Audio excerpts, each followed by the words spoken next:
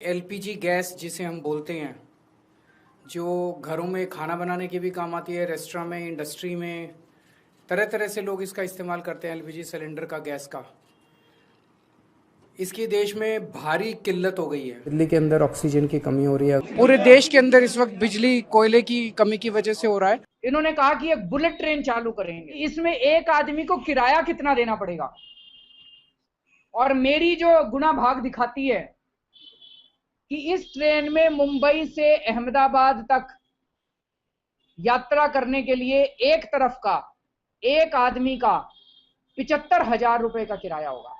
क्योंकि आज पूरा हिंदुस्तान चंद परिवारों के कब्जे में है। चंद परिवारों ने देश की राजनीति पर कब्जा कर लिया है।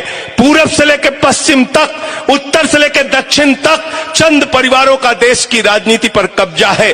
चले जाइए कश्मीर, शेख अब्दुल्ला, फारूक अब्दुल्ला, उमर अब्दुल्ला, एक ही परिवार की पार्टी। चले जाइए महाराष्ट्र, बाल ठाकरे, उद्धव ठाकरे, आदित्य ठाकरे, एक ही परिवार की पार्टी। शरद पवार, सुप्रिया सुले, अजीत पवार, एक ही परिवार की पार्टी। चले जाइए उत्तर प्रदेश, मुलायम सिंह यादव, अखिलेश यादव, रामगोपाल यादव, शिवपाल यादव, धर्मेंद्र यादव, डिंपल यादव, प्रतीक यादव, आदित्य यादव, एक ही परिवार की पार्टी। चले जाइए बिहार, लालू यादव, राबड़ी यादव, तेजस यादव, मीसा यादव, तेजस्वी यादव, एक ही परिवार की पार्टी। चले जाइए झारखंड, दुर्गा सोरेन, हेमंत सोरेन, शिबू सोरेन, एक ही परिवार की पार्टी। चले जाइए उड़ीसा, बीजू पटनायक, नवीन पटनायक, एक ही परिवार की पार्टी। चले जाइए तमिलनाडु, स्टालिन, एक ही परिवार की पार्टी। और देश की सबसे बड़ी पार्टी कांग्रेस पार्टी, चाचा नेहरू, बिटिया इंदिरा, बेटवा राजीव, बेटवा संजय, बहू सोनिया, बेटवा राहुल, बिटिया प्रियंका, दामाद वाड्रा, एक ही परिवार की पार्टी। पार्टी कहां है बताओ? एलपीजी लापता गैस, इसी की वजह से तो सिलेंडर नहीं है, इसी की वजह से तो केजीएमयू में संकट आ रहा है, या और जगह जो रसोई बनी है उसमें संकट आ रहा है। शादियां नहीं हो पा रही हैं, लोग भट्टी बनाना शुरू कर दिए हैं, लोग कंडे लेना शुरू कर दिए हैं, लकड़ी का इंतजाम कर रहे हैं। भारत के खिलाफ गहरी विदेशी साजिश, और उस साजिश में हमेशा साथ है कांग्रेस का हाथ। आज भारत के खिलाफ एक बहुत बड़ी अंतर्राष्ट्रीय साजिश रची जा रही है, और उम्मीद के अनुसार हमारी देश की विपक्षी पार्टी कांग्रेस इस साजिश में विदेशी ताकतों के साथ कदम से कदम मिलाकर चल रही है। हाल ही में अमेरिका की एक संस्था USCIRF ने अपनी 2026 की रिपोर्ट में भारत के खिलाफ फिर से जहर उगला है। इस रिपोर्ट में अमेरिकी सरकार से सामाजिक संगठन RSS और भारतीय खुफिया एजेंसी रॉ पर पाबंदी लगाने की अनुशंसा की गई है।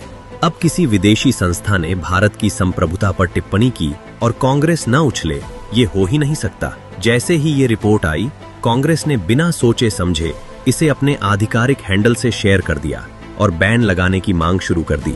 अरे कांग्रेसियों, थोड़ी तो शर्म करो। जिस रिपोर्ट को तुम अपनी राजनीति की ढाल बना रहे हो, उसमें हमारी खुफिया एजेंसी रॉ को भी बैन करने और उसके एसेट्स फ्रीज करने की बात है। क्या कांग्रेस रॉ को भी बैन करना चाहती है ताकि भारत में आतंकी गतिविधियां आसान हो जाए?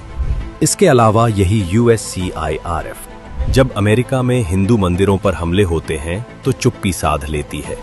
और मजेदार बात तो ये है कि इस संस्था के वाइस चेयरमैन आसिफ महमूद है, जो मूल रूप से पाकिस्तानी है। आसिफ के अलावा इसी संस्था की साउथ एशिया एनालिस्ट सीमा हसन भी पाकिस्तानी मूल की ही है। ऐसे में इस संस्था की रिपोर्ट पहले ही संदेहास्पद बन जाती है।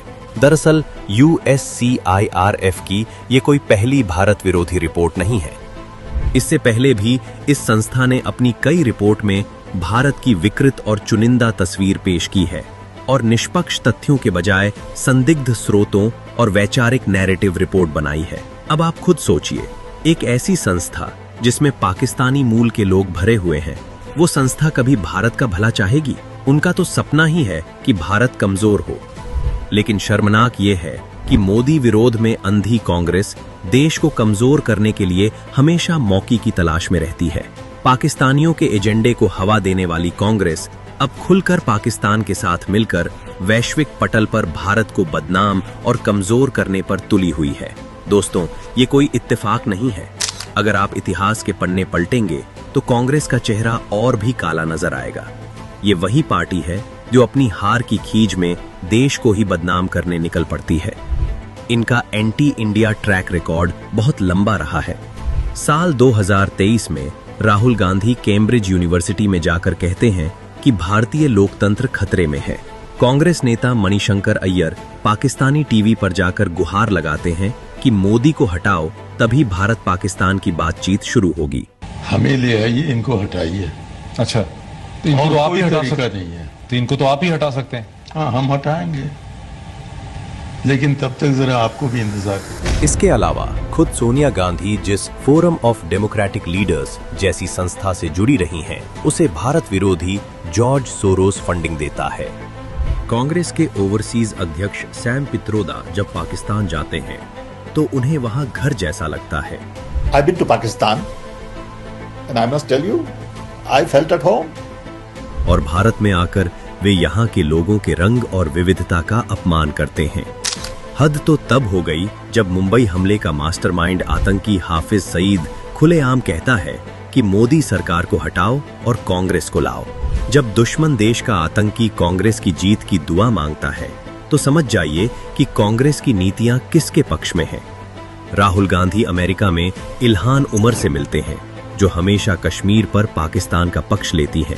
ये साफ दिखाता है कि उनकी सांठ गांठ विदेशी ताकतों के साथ है।